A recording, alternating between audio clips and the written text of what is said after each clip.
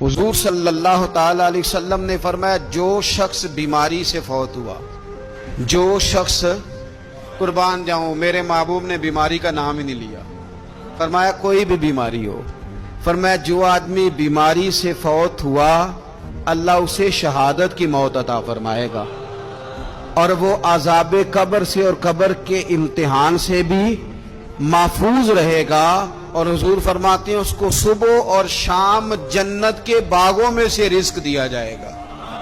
جو کسی بھی بیماری سے مرا، یہ لوگ بیماری سے مر رہے ہیں تو لوگوں نے اچھوت سمجھ رہے ہیں، اچھوت، یہ اچھوت نہیں ہے، اس لیے کہ لوارث نہیں، یہ خدا رسول کے ماننے والے ہیں، تم انہیں اچھوت کہہ رہے ہو اور مدینے والے رسول انہیں شہید فرما رہے ہیں۔